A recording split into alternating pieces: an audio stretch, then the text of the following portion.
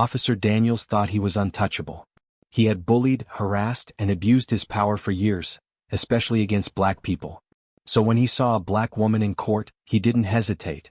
He grabbed her, pushed her, humiliated her in front of the judge, in front of witnesses. He made sure she knew who was in charge. But then she reached into her jacket and pulled out a badge. The courtroom fell silent. Daniels staggered back, his face turning pale, because this wasn't just any black woman. The truth freed everyone in the court. The courtroom buzzed with quiet murmurs as the judge prepared to give the final ruling. Officer Daniels stood with his usual smug arrogance, his uniform crisp, his badge gleaming under the fluorescent lights. He had done this dozens of times before, testified against people he had arrested, many of whom had the misfortune of being black in a city where cops like him thrived on unchecked power. Today was no different. Or so he thought. At the back of the courtroom, the doors swung open. A woman in a sleek black suit stepped in, moving with quiet authority. She carried herself with the confidence of someone who knew her presence alone demanded respect. She took a seat in the gallery, her sharp eyes locked onto Daniels as he continued to spew his testimony. Daniels noticed her almost immediately. His gaze flickered with a mix of annoyance and condescension. Another black woman. Probably someone's relative hoping for a miracle. He smirked and turned back to the judge. Then she stood up. Daniels stiffened, narrowing his eyes. She wasn't just any courtroom observer. There was something about her, the way she held herself. He didn't like it. "Sit down, lady," he barked, taking a few steps toward her. "This isn't your business." The woman met his glare, unmoved. "Excuse me?" Daniels scoffed. He enjoyed these moments, making sure people like her knew their place. He moved closer, his voice dropping to a sneer. "You lost. This ain't the welfare office." A hush fell over the room. The judge's gavel hovered midair, shock plastered across his face. A few people gasped audibly. The woman, however, remained completely still. Her dark eyes, piercing and unreadable, never wavered. "Remove your hand," she said, her voice controlled but with an unmistakable steel edge. Daniel's grip tightened around her arm. "Or what?" he spat, giving her a slight shove. The power trip surged through him. He could already imagine her flustered response, the way she'd shrink away like so many others had. But she didn't. She simply reached into her jacket. Daniel's instincts flared. His muscles tensed as he prepared to react. He knew this move, someone reaching into their pocket, a sudden motion. He had drawn his gun for less. The entire room held its breath. She pulled out a badge. The air in the courtroom turned to ice. Daniel's smug grin evaporated. His face drained of color, his fingers slipping from her arm as he staggered back a step. The badge gleamed under the overhead lights, but not just any badge. She lifted her chin slightly, her voice calm but unyielding. "Officer Daniels, I am Chief Renee Carter," she announced, her words slicing through the silence like a blade. "And as of this morning, I am your new boss." The courtroom erupted. Daniels stood frozen in place, his lips parting but no words came out. The weight of his actions, his arrogance, his unchecked power came crashing down on him all at once. The judge's gavel finally came down, but it was drowned out by the whispers, the murmurs, the stunned realization that the world, as Daniels knew it, had just changed forever. A heavy silence hung over the courtroom. Officer Daniels' breath hitched, his mind scrambling to process what had just happened. His world, his unchecked power, had been built on the belief that people like her, black, composed, untouchable, didn't exist. But his chief, Renee Carter, stood tall, her badge still gleaming in the fluorescent light. Daniel's fingers twitched at his sides, his face contorting as he fought to regain control. The judge tapped his gavel. "Order in the court," he commanded, though even he couldn't mask the intrigue simmering beneath his voice. Renee turned to him. "Your Honor, I request a private discussion regarding Officer Daniels' conduct, both today and throughout his career. I believe it will be relevant to these proceedings." The judge hesitated, studying her. Daniels could practically feel the shift in the room. The power he wielded was slipping through his fingers. "Very well, Chief Carter," the judge finally said. "We'll recess for 15 minutes. Daniels felt the air leave his lungs. The judge actually listened to her. As people began filing out of the courtroom, Renee turned, locking eyes with him. The intensity in her gaze made him feel smaller than he had in his entire career.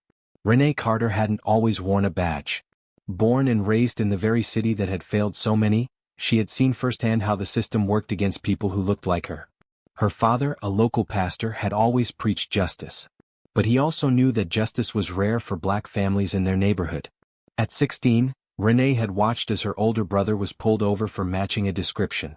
She had stood frozen, clutching their mother's hand as officers dragged him from his car, slammed him against the hood and threw him in cuffs. He hadn't done anything wrong. But that hadn't mattered. That night shaped her. She knew then that the only way to fight a corrupt system was to get inside it. To change it. Despite every obstacle, racism in the academy, white officers doubting her authority, superiors questioning her decisions, she had climbed the ranks. And now she was here. The first black female police chief in the city's history. And her first order of business? Cleaning out the rot.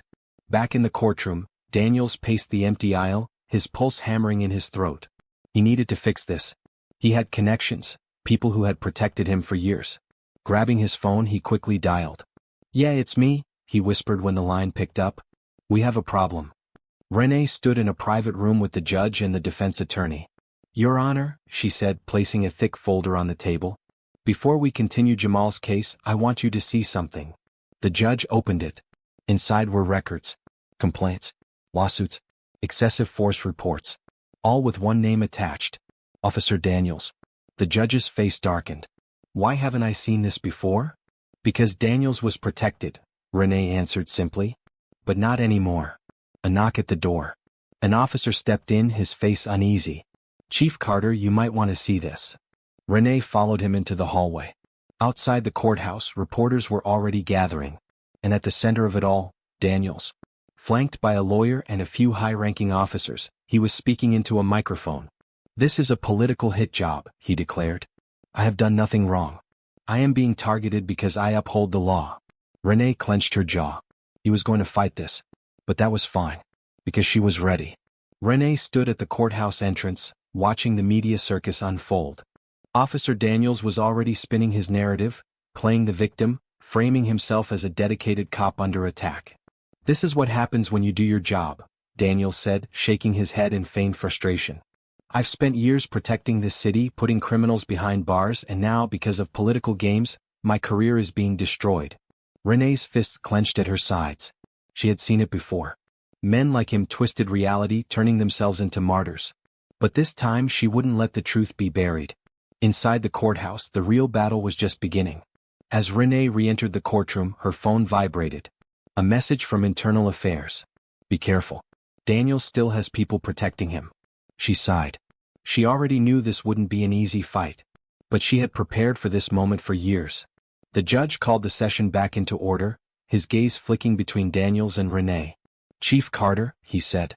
"I've reviewed the documents you provided. These are serious allegations." Daniels leaned back in his chair, arms crossed, his confidence returning.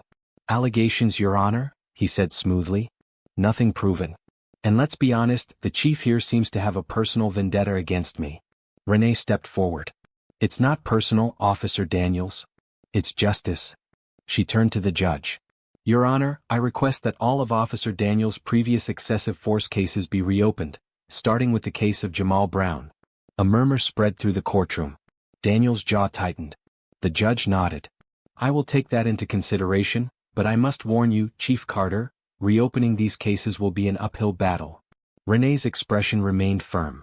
"I understand, Your Honor. But it's a battle worth fighting." Daniels stormed out of the courthouse, his hands balled into fists.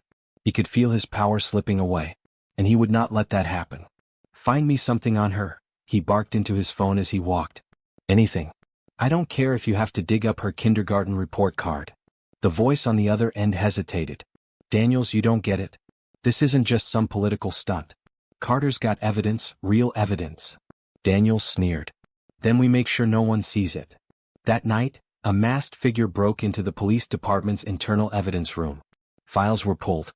Computers were wiped. By morning, the case against Daniels was thinner.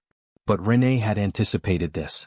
When she arrived at the station, she found her office ransacked, papers scattered. A warning message on her desk. "Back off." She picked up the paper, reading it slowly. Then she smiled. Daniels had just made a fatal mistake. She turned to her assistant. "Give me a warrant. I know exactly where to look." The morning air was thick with tension as Renee stood outside the courthouse, her fingers wrapped around a fresh warrant. The break-in at the department's evidence room had been a desperate move. Daniels was panicking. And when men like him panicked, they got sloppy. Her gut told her that Daniels had an insurance policy, a place where he kept the real dirt hidden. And she knew exactly where to look. Renee and her team arrived at Daniels' off-duty storage unit, an unassuming metal door at a rundown facility on the outskirts of town. Armed with the warrant, she watched as officers cut the lock and pulled open the door.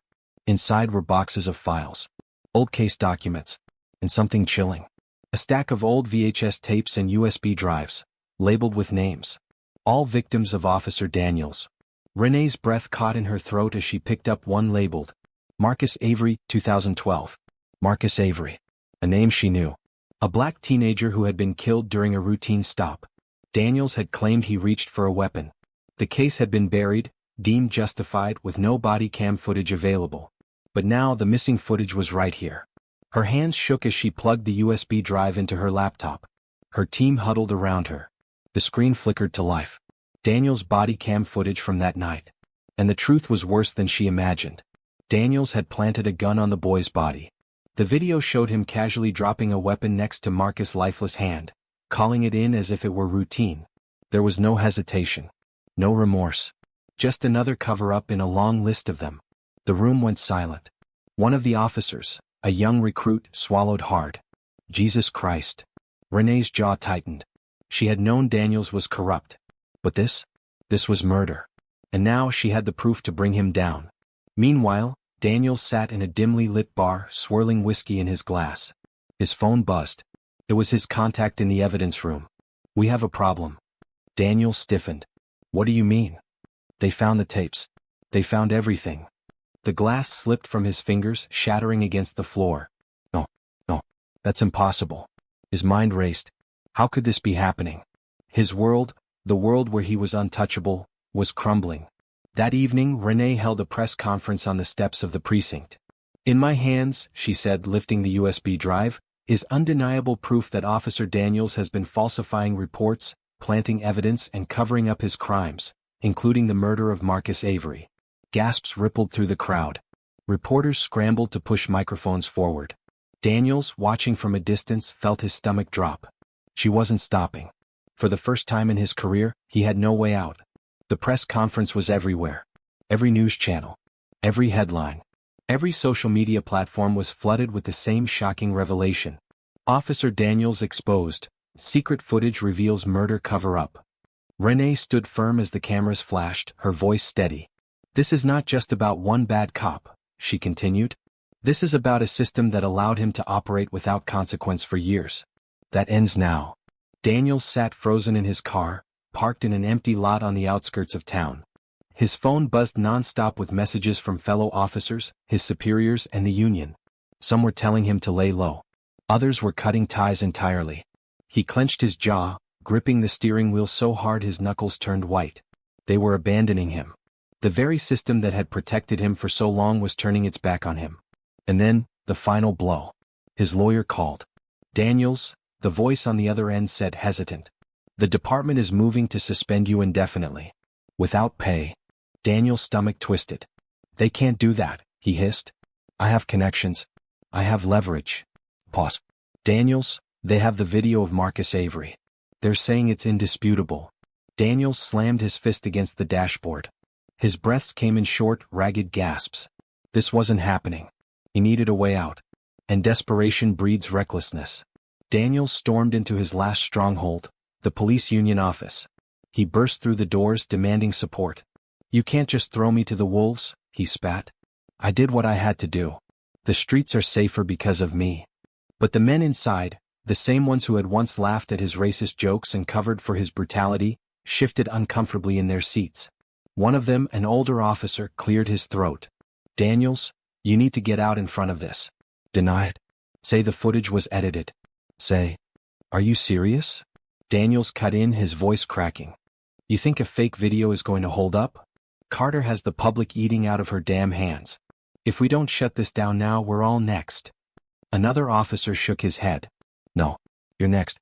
We're not risking our careers for you." Daniels' blood ran cold. They were done protecting him. For the first time in his life, he felt what it was like to be powerless. Renee wasn't done. That night, she issued an official warrant for Daniels' arrest. As officers arrived at his house, banging on the door, Daniels was already gone. A full-blown manhunt was now underway. Renee's phone buzzed. A message from an unknown number popped up. "You think you've won? This isn't over." She smirked, locking her phone. Oh, but it was only just beginning. The city was on high alert. News stations ran breaking reports. Fugitive cop on the run after murder cover-up exposed. Helicopters hovered above as officers combed the streets. Every highway checkpoint. Every airport. Every bus station. Daniels had nowhere to go. But Renee knew him.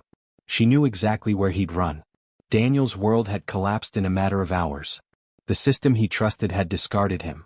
The same powerful friends who had covered for him now refused to return his calls. His hands trembled as he gripped the stolen car's steering wheel, sweat rolling down his face. His career. His reputation. His entire life. Gone. But there was one thing left. Revenge. Renee stood outside an abandoned warehouse near the docks. She had anticipated this moment. Daniels was too arrogant to run forever. He wouldn't go out quietly. Her phone rang. "I know you're looking for me, Carter," Daniels' voice rasped through the speaker. "But you don't know how this ends." Renee didn't blink. "I do actually. It ends with you in cuffs." A cruel chuckle. "You think you've won? You think bringing me down changes anything? The system made me. And when I'm gone, someone just like me will take my place." Renee's jaw tightened. "No, Daniels. The system let you exist. But change starts today." A rustling sound. Then the line went dead. She exhaled slowly. He was close. Inside the warehouse, Daniels crouched behind a stack of crates, his stolen service weapon clutched in his hands. He could hear footsteps. Renee had come alone. Good. She stepped into the dimly lit space, her silhouette sharp, unwavering. "Daniels, it's over." His voice was low, shaking with rage. "You ruined my life." Renee shook her head. "No. You did that." A tense silence. Then, Daniels lunged from the shadows, gun raised. Bang. A single gunshot echoed through the warehouse. Daniels staggered back, his gun clattering to the floor. A red stain spread across his shoulder. His breathing turned ragged as he collapsed against a crate. Renee's gun remained steady in her hands. "I told you it was over." Police sirens wailed outside. Officers flooded in, surrounding Daniels as he slumped to his knees. For the first time he had no power. No control. One of the arresting officers read him his rights. The same words Daniels had coldly recited to countless innocent men before. As they dragged him away, Daniels lifted his head, locking eyes with Renee one last time. Pure hatred. But beneath it, fear. And for Renee, victory. But not just for her. For every victim Daniels thought would never get justice. Daniels sat in the cold interrogation room, his once pristine uniform replaced with an orange jumpsuit. His hands, now cuffed, twitched against the metal table. He had spent his entire career terrorizing others in rooms just like this. But now he was the one waiting. The door creaked open. Chief Renee Carter stepped in, her presence as commanding as ever. She placed a file on the table and pulled up a chair across from him. She didn't gloat. She didn't need to. Daniels scoffed, forcing a smirk. "Enjoying your little victory?" Renee remained silent, opening the file. Inside, pages of complaints, testimonies, and names of victims whose voices had been ignored for years. "You're facing multiple charges," she said, flipping a page. "Evidence tampering. Obstruction of justice. And most importantly, the murder of Marcus Avery." Daniel's jaw clenched at the name. Renee continued. "The DA is offering a deal. Plead guilty. Give up the names of your enablers, the ones who covered for you, and you might avoid life in prison." Daniels let out a bitter laugh. "You really think I'd sell out my own?" Renee leaned in, her voice dropping just slightly. "Your own abandoned you the second you became a liability." Daniel's smirk faltered. She was right. The union. His fellow officers. His connections. They had all turned their backs on him. For the first time he was truly alone. Weeks later the courtroom was packed. News cameras lined the back. Citizens and activists filled the seats. And in the center of it all, Daniels. Standing trial for his crimes. The prosecution laid out the case with brutal efficiency. The body cam footage. The testimonies. The forged reports. There was no escape. Jamal Brown, the young man Daniels had falsely arrested in the very beginning, took the stand. His voice was steady. "This man treated me like I was nothing," Jamal said. "But today I'm here to make sure no one else suffers like I did."